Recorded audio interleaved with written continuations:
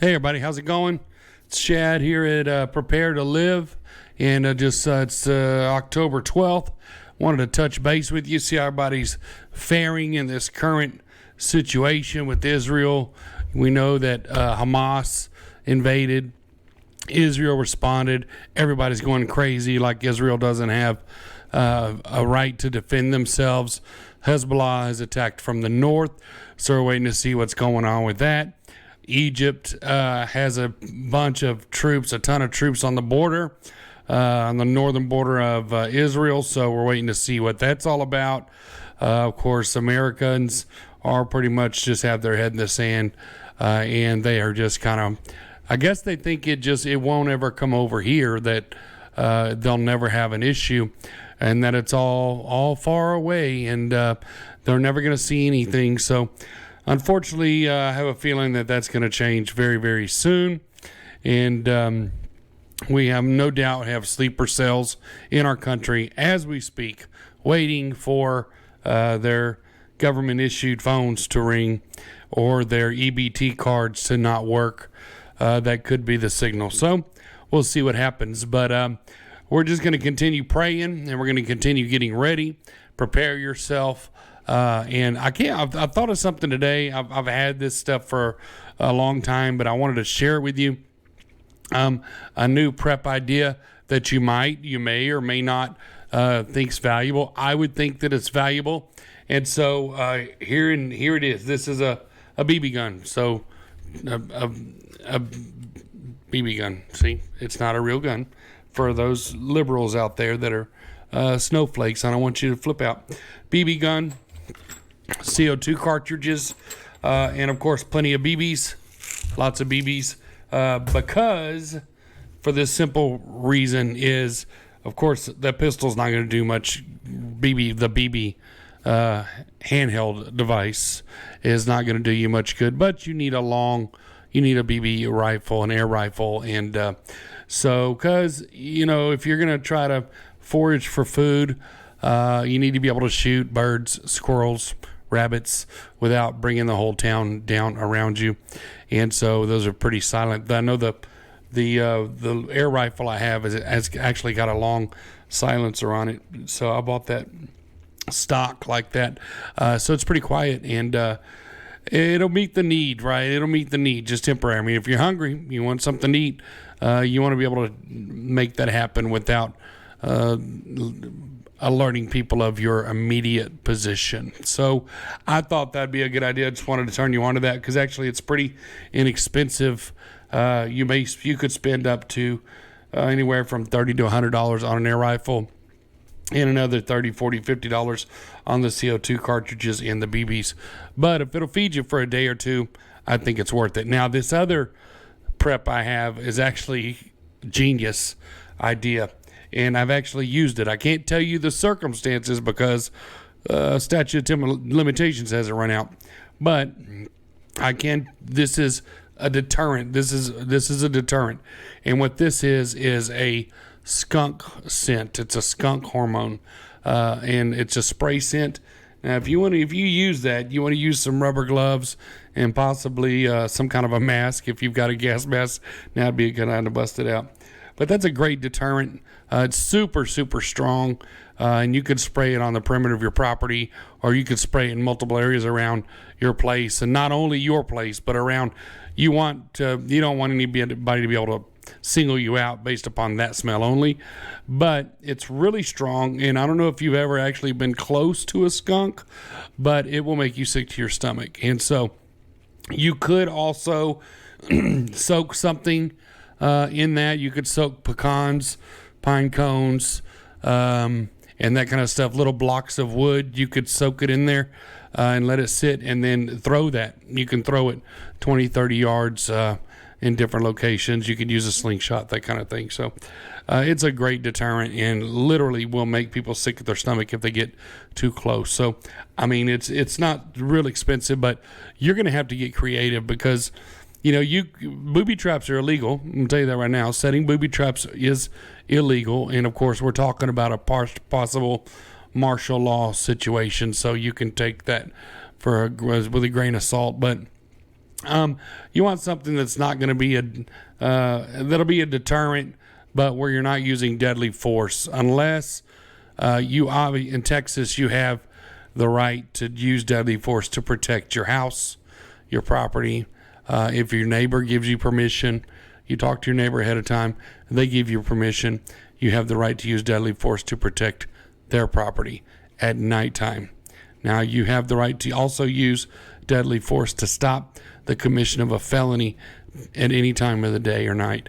But during nighttime, you have the right to use deadly force to protect your property, your livestock, obviously your family, your health, your neighbor's property.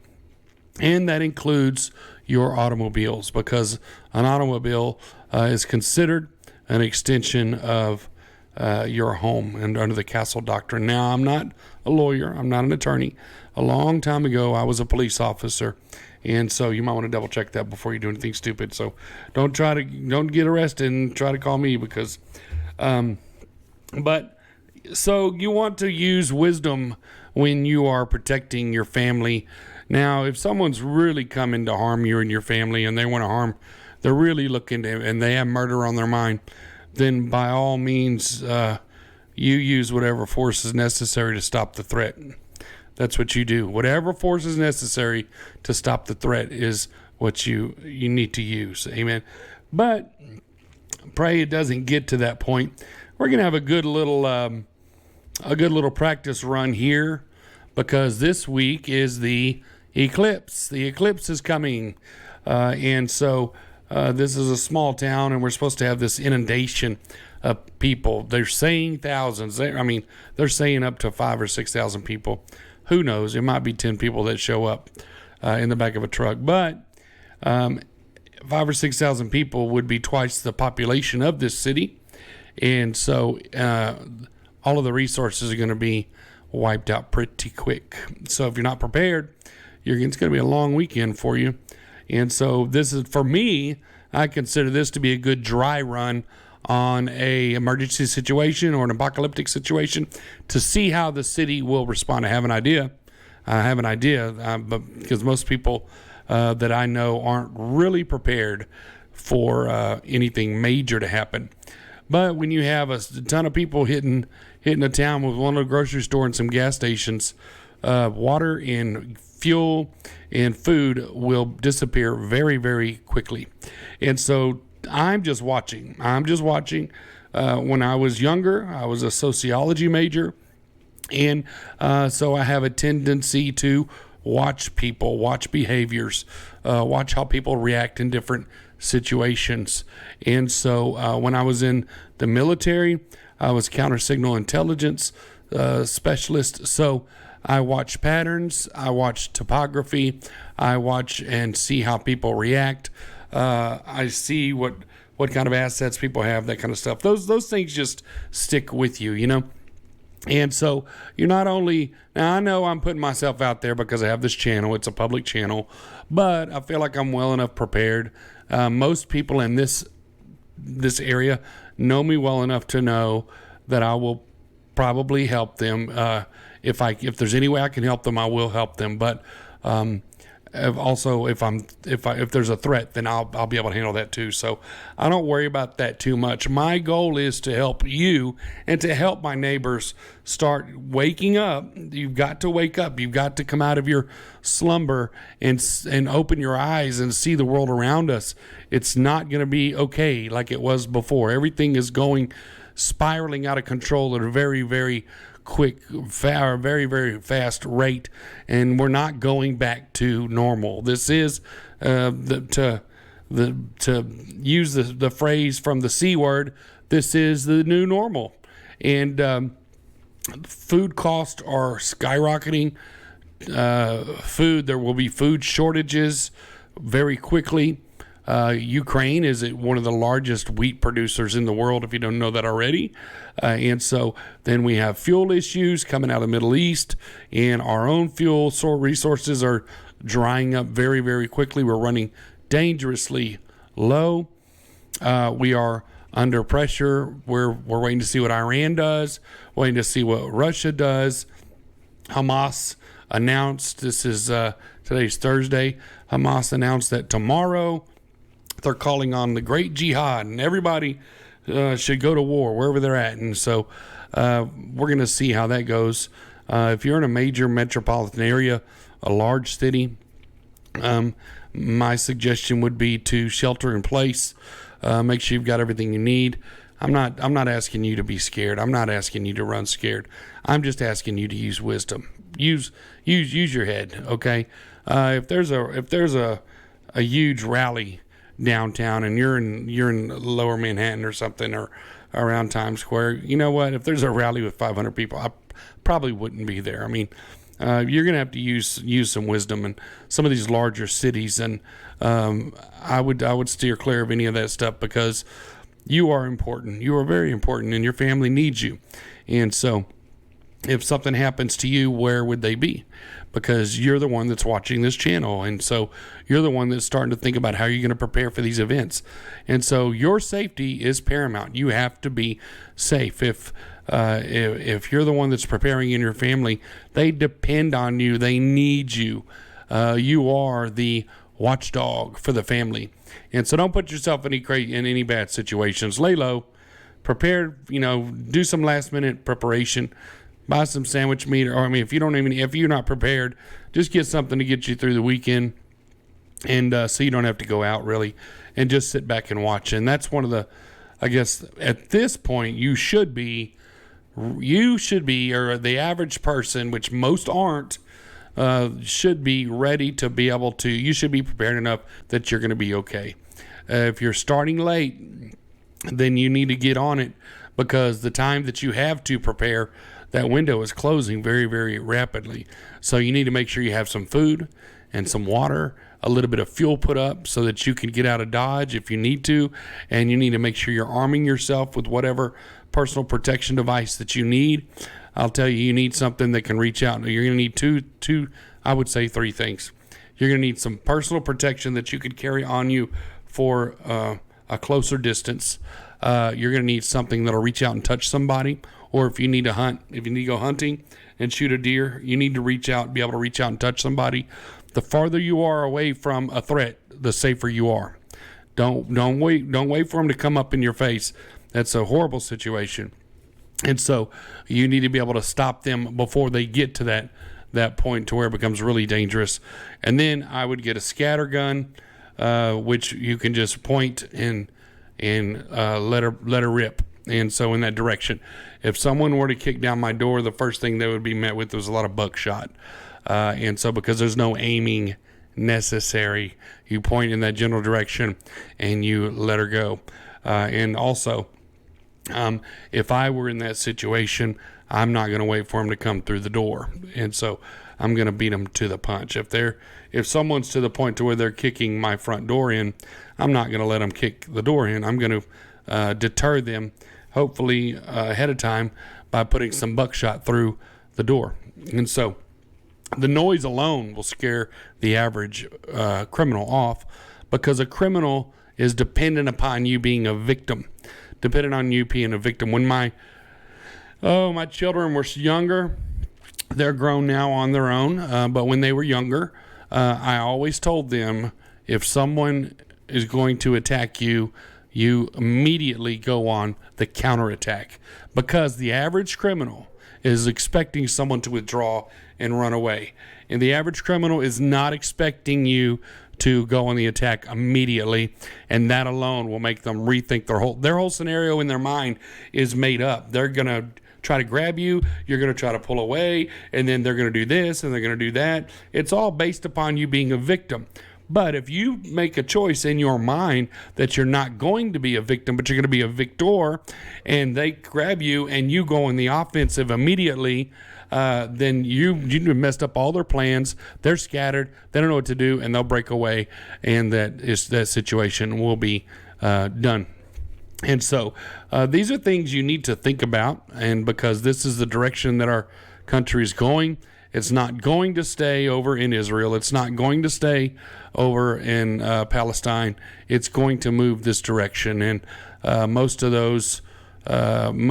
our enemies are already here. They're already in our backyard. They are only waiting for a signal. So please take this seriously.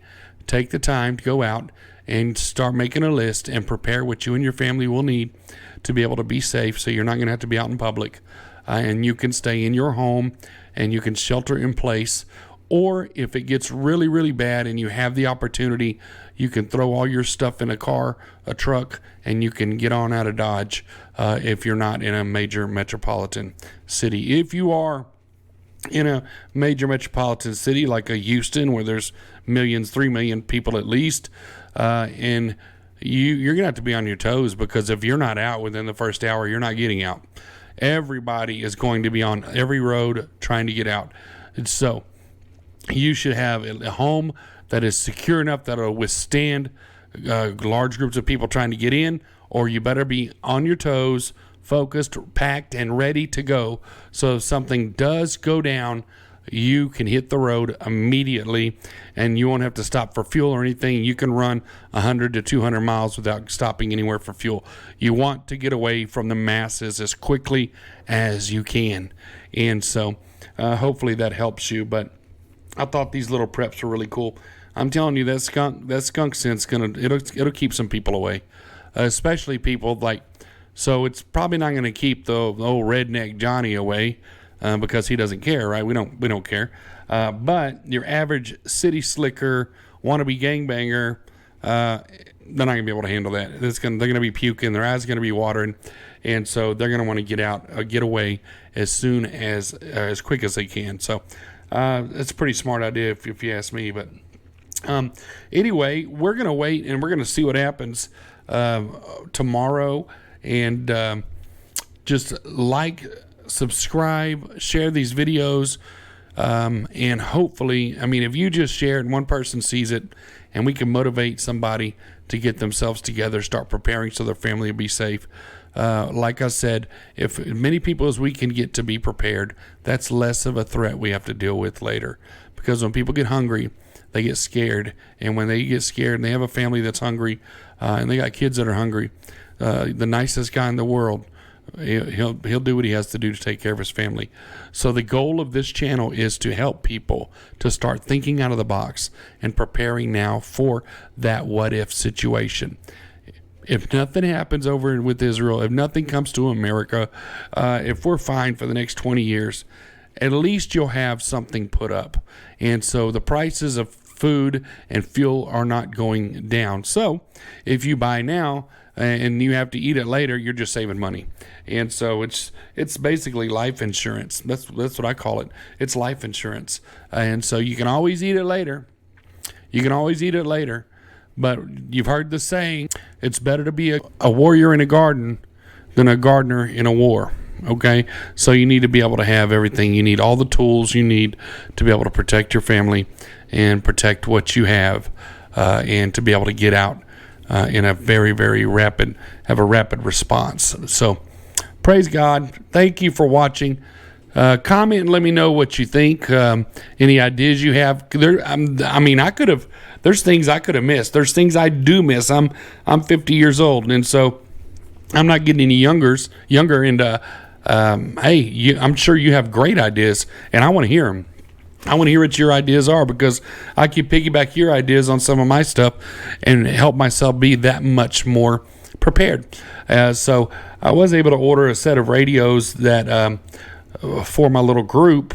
I ordered a set of radios that has the encryption channel on it. I'm really excited, and they were super cheap. Listen, I'm not splurging. I'm not spending a ton of money on this stuff.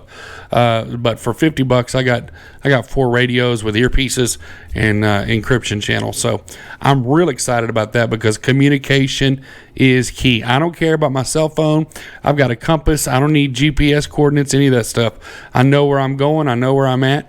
But I do need to be able to communicate with my team to be able to keep them safe and for the help them to keep me safe. So, hey, God bless you.